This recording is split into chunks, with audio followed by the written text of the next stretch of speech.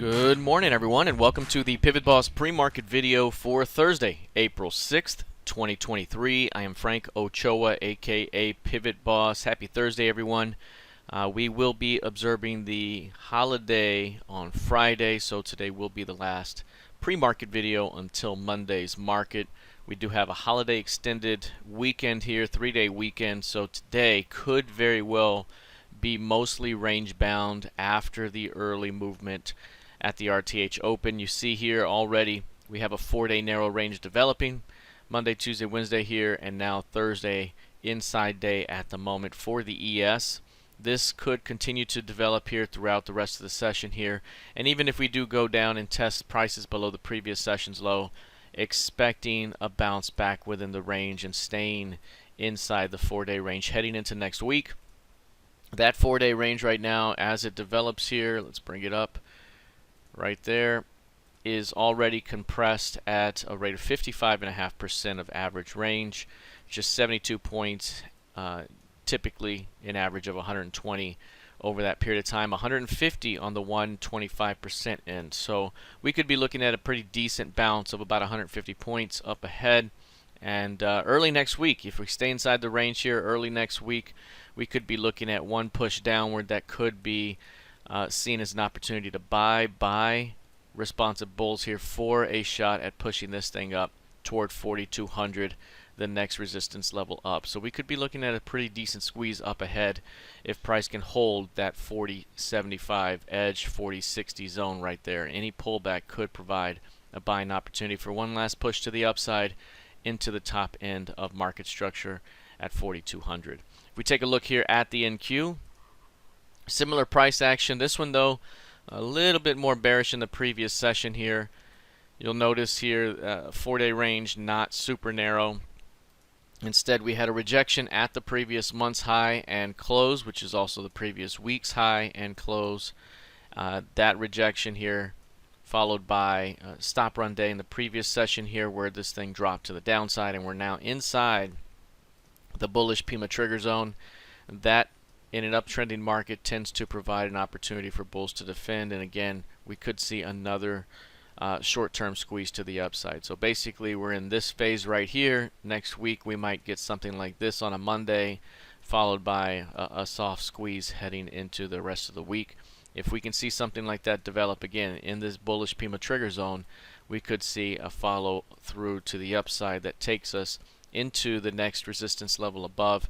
That's going to be the 13,524s. That is the previous year's midpoint. So if we do pull back here, that's going to be a good short-term target to go reach up ahead.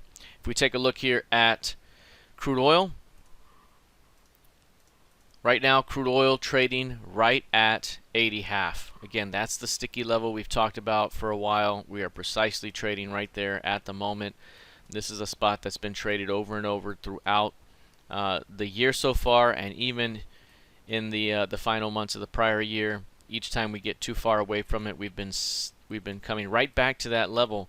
And even on this last time right here, a big nice higher low here after a strong low and a rejection, the ability to climb back above the 70 level and rise into 80.5. Now sitting up here in a 4-day narrow range. While we could see a continuation to the upside, the next level up is going to be 82.66s. That is your previous quarter's high. So next week, is there an ability to see, again, some pullback here that leads to a final squeeze that takes us into 82 to 83? Or do we just start to drop and fill into the gap straight away? Again, this market really hasn't been able to find much acceptance beyond 80.5.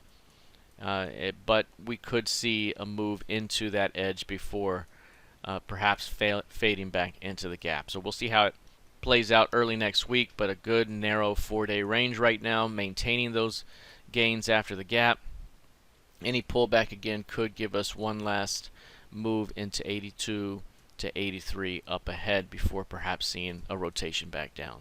If we take a look here at gold futures here, you'll notice with gold futures, this thing continues to push to the upside. It's in territory not seen very often, and again, making a move perhaps to that edge of 2078.80.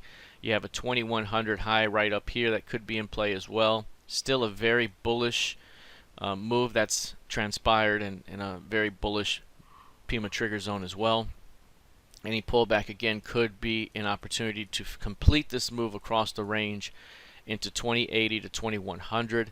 Again, this market really has not been able to sustain strength beyond those levels, beyond 2000 for very long. So even if we did see a completion of the move, we could see a very quick reaction back below 2000 that could ultimately lead to a return to the 1830 level down below. So again, watching for signs of some significant reaction or rejection up ahead for gold. Lastly, taking a look here at the YM. The YM has seen quite the move to the upside here in the very short term, following this strong low here. That strong low led to this nice move. We've now seen a very narrow 4-day range develop, 43% of average range here. That could lead us to a breakout move up ahead of about 1100 points down the road. So again, if we are going to see continuation to the upside, you want to see any pullback into 33K defended, as low as 33K. So any pullback here could offer an opportunity for rejection, followed by a continuation to the upside toward 34,500. So that's the idea up ahead. Building some energy here, likely to stay mostly within range today, so fading of the edges, and currently with an upward bias. Any pullback could be seen as a buying opportunity early next week for a continuation toward 34,500, especially if 33K continues to hold. All right, that is it for now. We'll see how this plays out heading into the rest of the session. Good luck, trade well, and I'll see you in the trading room. Take care.